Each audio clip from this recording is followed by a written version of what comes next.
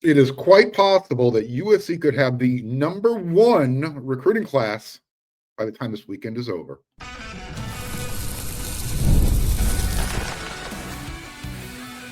You are Locked On USC, your daily podcast on the USC Trojans, part of the Locked On Podcast Network, your team every day. Fight on, everyone. I am your host, Mark Culkin, and thank you for making Locked On USC. It's part of the Locked On Network, your first listen every day. Whether you're watching the show on YouTube, wherever you're going to download this podcast, it's always going to be free, and you know how much I always appreciate your support. Today's episode is brought to you by Game Time. Download the Game Time app, create an account, and use code LOCKEDONCollege for $20 off your first purchase. As February quickly approaches, it's days away.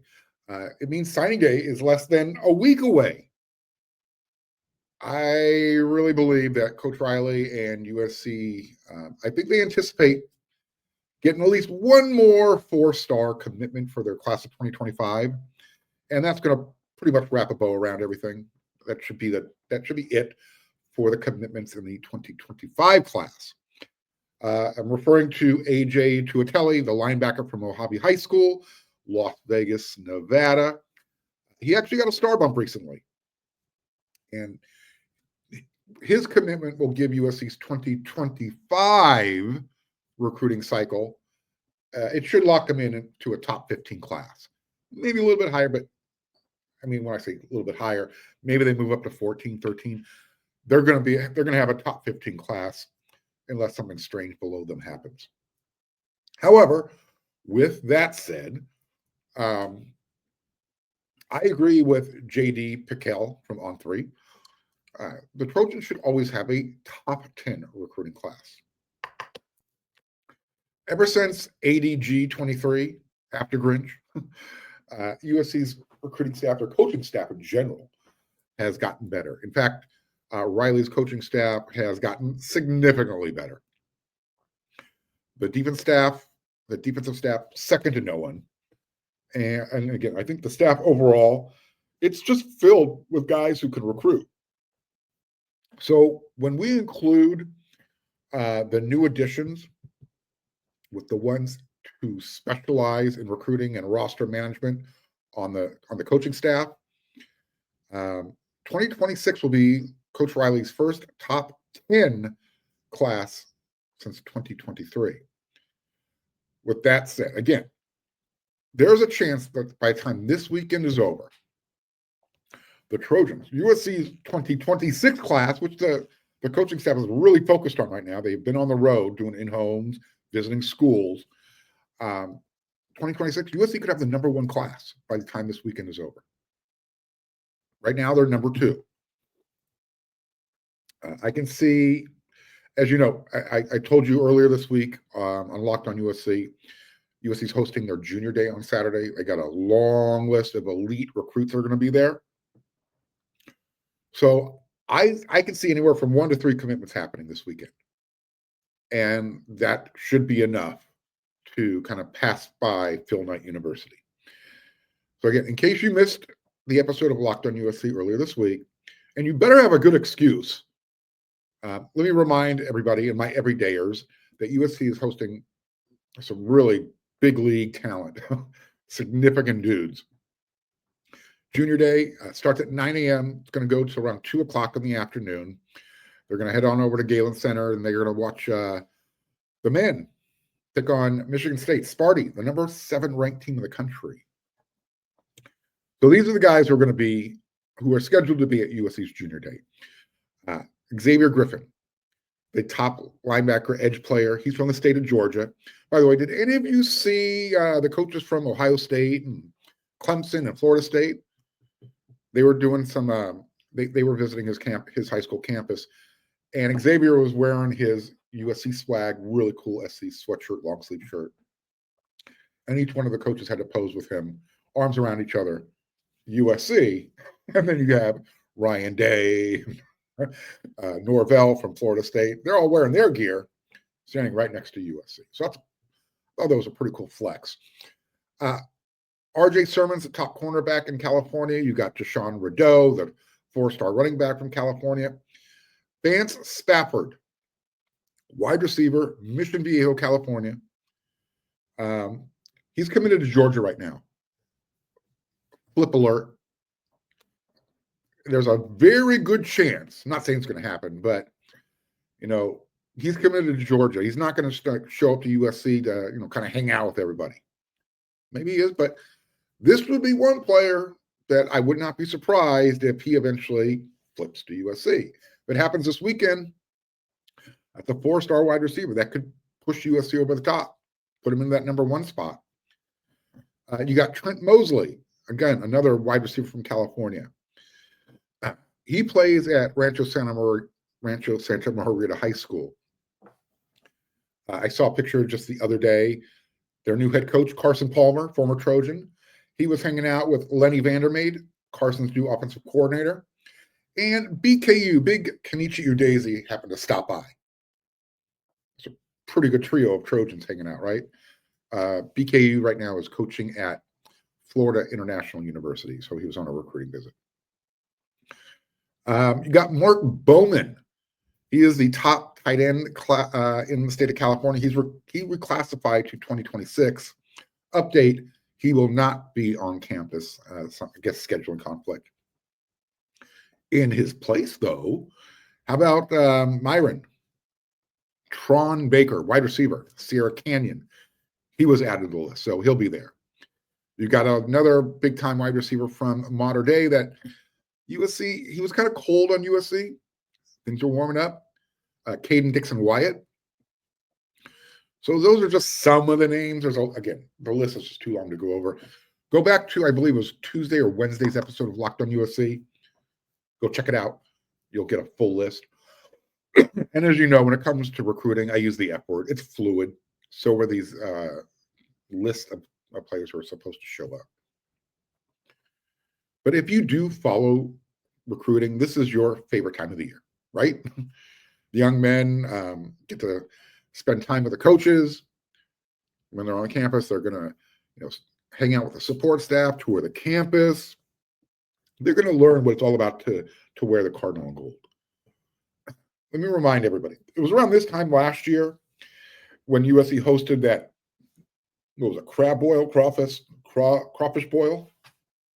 You had dudes from all over the country showing up, specifically from Georgia and Florida. It was a great hype event. Eric Henderson, he was spreading his wings, getting guys to commit left and right. USC got, 4 or 5 commitments out of that weekend. It was pretty cool. None of them stuck, but nevertheless, it was generating enthusiasm. But again, it ended up being all hype. USC got a lot of early commitments out of it. But everyone who follows recruiting, if you follow it closely, you knew it was, when that happened, it was kind of more of just window dressing. Holding on to the best guys from the state of Georgia all the way through December, I mean, it's always going to be a long shot. You had to have a really solid season, and USC did not follow through with that on the field. But it did generate a lot of enthusiasm. And I got guys from across the country, and in California specifically, to open up their eyes. This year, it's different. Xavier Griffin is the dude from Georgia. But the overwhelming majority of prospects and recruits who are going to be on campus Saturday, they're California-based.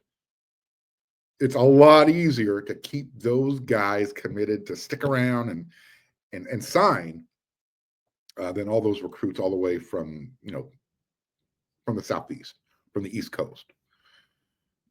What happens is as days go on and weeks pass and the months go, their friends, their family, the local programs, they start leaning really hard. Hey, stay home. Why do you want to go to USC? So I'll be there on Saturday. Looking forward to it. From what I heard, we'll be able to not so much interact with the recruits, but it's going to be a little bit more latitude. You might notice some different things happening from the media who will be on campus covering the event. I wonder if Alijah Arenas will be at Galen Center when the football recruits show up. Eric Musselman, USC's basketball coach, he isn't wasting any time putting together a top 10 recruiting class.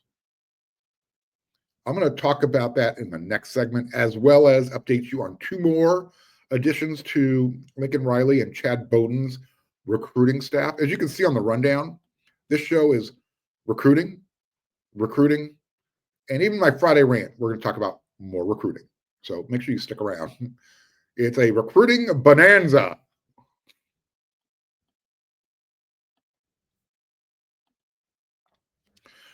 Look, I know it's too late to go to any of the NFL playoff games. It's not too late to go to the Super Bowl. And if you got some extra money laying around in the bank and you want to spend it, you want to go to the Super Bowl, check out Game Time. I mean, have you ever been to an NFL playoff game or a Super Bowl? I've never been to a Super Bowl. I don't know if that's within my budget. Maybe it's within yours. But if you go to Game Time, you're going to find a great seat at a great price. And that way you can just focus on what's important. If you want to be there, you'll be there if you use Game Time. They've got some really cool features. The one I like the most is the view from your seat before you check out. You literally, if you click on the seat, it'll kind of highlight on your screen on your phone and say, this is what it's going to look like if you're sitting or standing there. Not bad. And with the Game Time guarantee, if you find a ticket in the same section and row for less, Game Time guarantees 110% of the difference. What are you waiting for? Take the guesswork out of buying tickets with Game Time. Download the Game Time app, create an account, and use code LOCKEDONCollege for $20 off your first purchase. Terms are going to apply. So again, create an account, redeem the code LOCKEDON, COLLEGE, and you're going to get $20 off your first purchase. Download Game Time today. Last minute tickets, lowest price, guaranteed.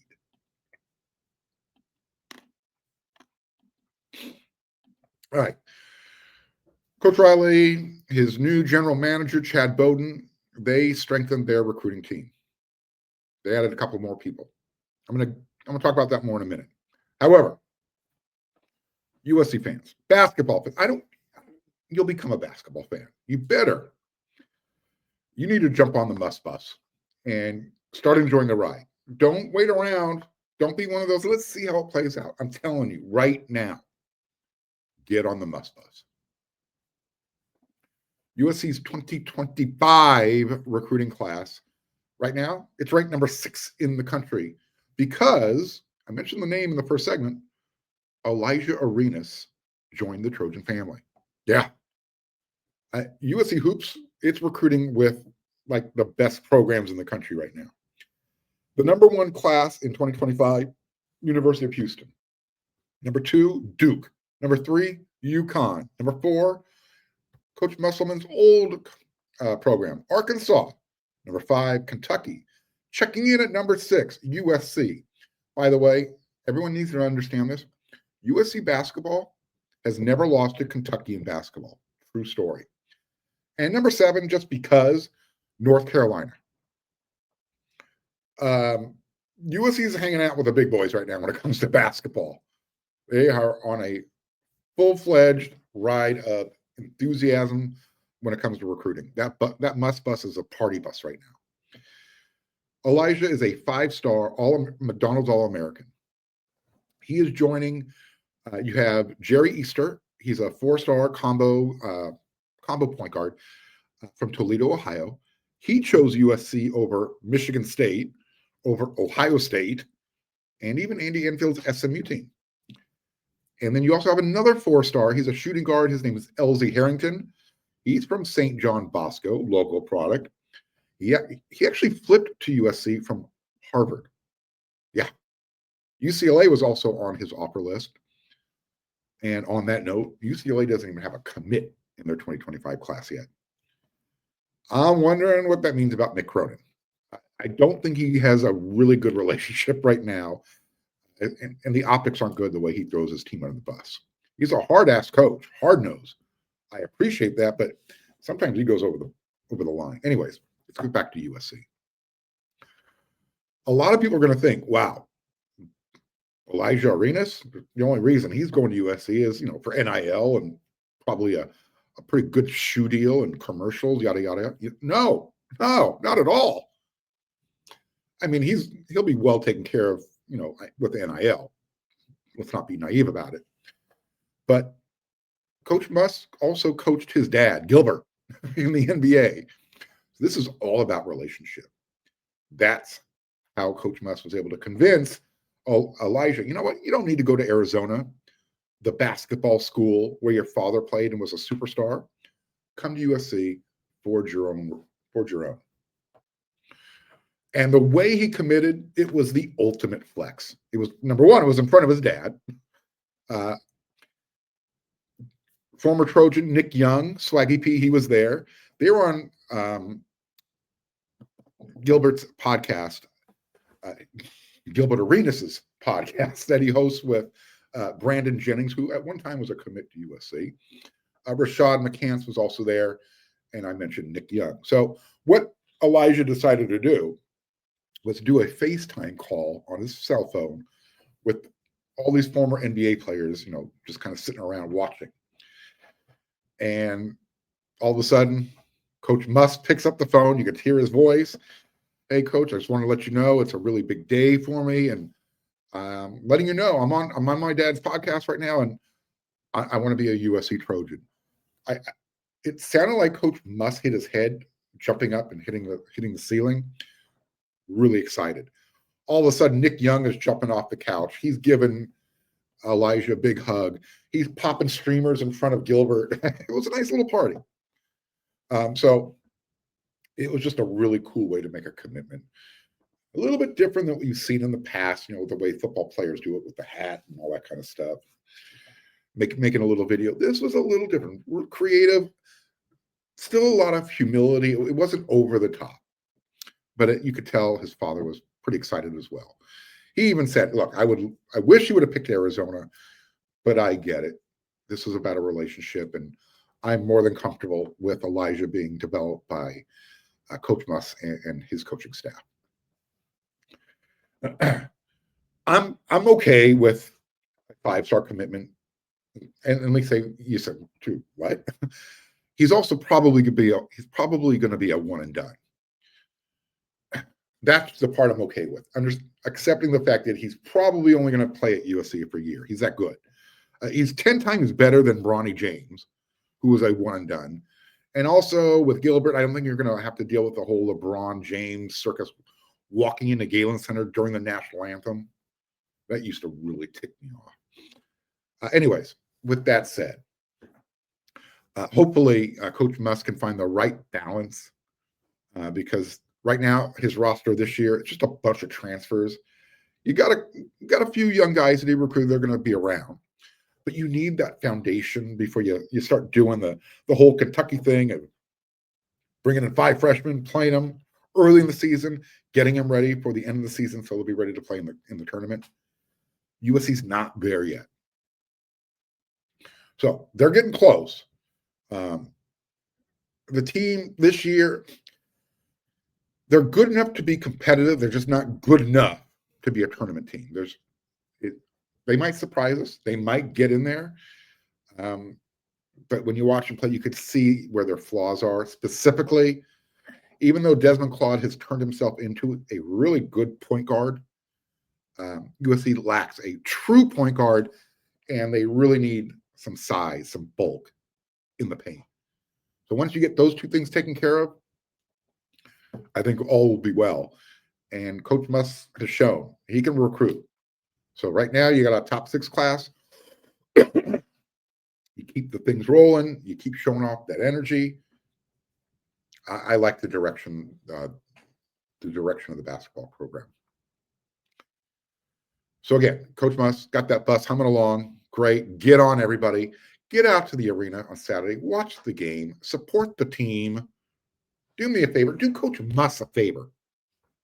Because he's starting to get a little crabby about it too. Yeah. All right. Let's talk about football recruiting. Let's get back to that. I told you that Coach Riley and Chad Bowden added a couple of pieces to their recruiting staff. Well, USC announced the addition of Zaire Turner and Dre Brown to their football personnel staff. Quote, "We're thrilled to welcome Zaire and Dre to USC," said Riley. "They are both highly successful and impactful people who will make a big difference For Trojan football, with these new hires, our administration continues its commitment to the growth of our program. End the quote. Turner is going to take on the role of Assistant Athletic Director of Recruiting Operations, and Brown will hold the title of Executive Director of Scouting and Personnel. Turner, both of these guys are coming over from Notre Dame. So 2 more guys poached from USC's number 1 most respected rival as well. In 2024,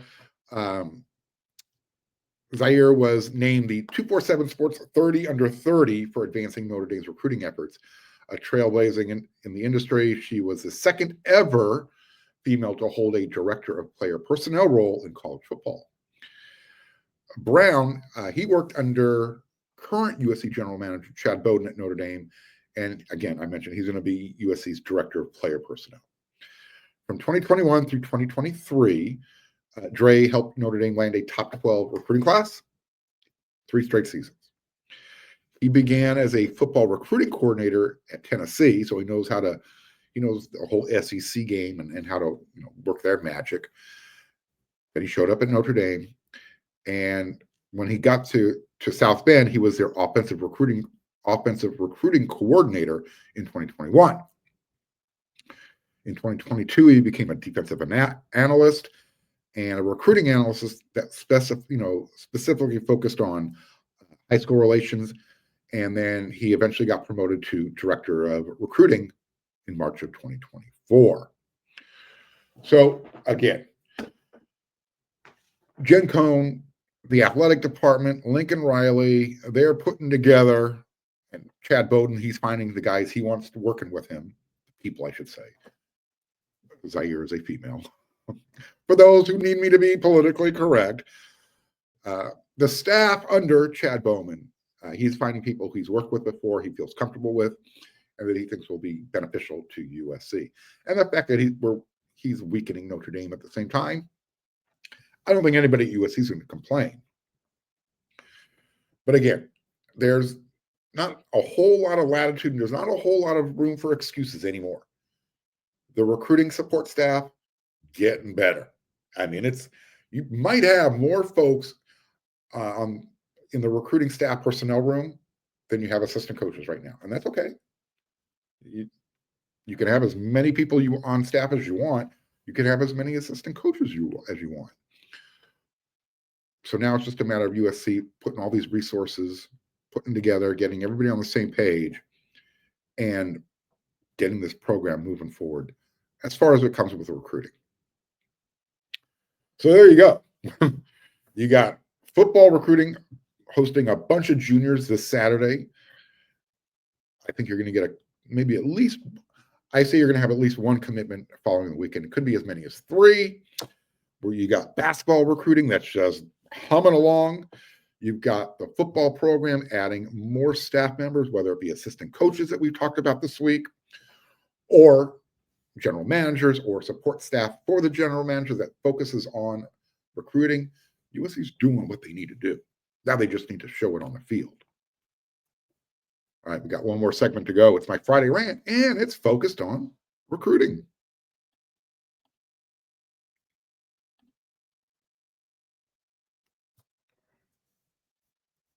All right, here we are, Friday. Time for me to kind of get something off my chest. I told you it's going to be centered around recruiting. Well, this is more about the February signing day. Remember that? Remember that national holiday? It's been neutered. It literally feels like it's a 30-minute recap at the end of the day on Fox Sports or ESPN or whatever, wherever you want to get your information, probably here or on 3. It just doesn't have that appeal where, hey boss, I'm taking the day off. I'm going to have the TV on. I got to see who USC's restocking. Doesn't happen anymore. I am more than willing to adapt and change with the times. I'm cool with name, image, likeness. I'd like to see some regulations added to that. I'm cool with the transfer portal window, but just one. Get rid of the December window. Okay. That's going to be one way to start fixing college football's problems. And I'll say this also. I'm about ready to switch back and say, you know what, let's just have one National Signing Day. Just one. We don't need two. Ironically, the early signing period, the only reason they do it, it's so they can accommodate those young men, those kids who want to be early enrollees and accommodate the academic calendar. I say ironically because very few of these kids, young men, are going to college to get a degree. Most of them do. Don't get me wrong. I'm not trying to misconstrue this, but the elite players, they got tunnel vision. They're focused on professional. Let's get to the NFL as quickly as possible. Fine. You want to be an early enrollee? If you want to be treated like a young adult and make their money, I get that. Okay. And let's do this. Let's just eliminate the February signing period altogether. And let's make December the national holiday. Let's figure out a way to mix it into the bowl season. I don't know, let's the day after Christmas. Make it a long Christmas holiday. Because that's how, you know, recruiting geeks like myself and you, and it's like, hey, you know what? That February signing day, it felt like just a Christmas holiday, getting a whole bunch of presents. You don't get that anymore. The only thing I want USC's coaching staff focused on in the month of December is their playoff game and signing day. I don't want them focusing their time, and I'm talking about the support staff now, the general manager and all that stuff. I don't want them focusing their time on players like Emmanuel Pregon, who are going to adversely affect your roster the way he did. Look, if you're going to abandon your brothers and the staff that developed you, I think you should be forced to have to wait until the spring. Now, if you're a grad student, you got a little loophole. You can do whatever you want. You graduated college. You've earned that, you know what? All right, I feel like I'm going to transfer now. But I'll tell you, I laugh out loud every single time I think about it. How insane it is. Imagine the NFL teams dealing with 30 other or more teams messing around with players on other rosters. It's what I'm really ranting about is the college game. It's cannibalizing itself. It's losing its soul. I mean, it's because of all these significant changes without any rules. That's what's forcing USC and other programs to invest, in USC's case, $1 million in a general manager and going the direction they are with their recruiting staff, putting up bigger numbers than I said, a little while ago, than assistant coaches. It just seems weird. So let's get rid of the February signing period. Let's do it in December. Let's generate that enthusiasm. Let's make it an all-day thing. Say, you know what? No more bowl games or playoffs the day after Christmas.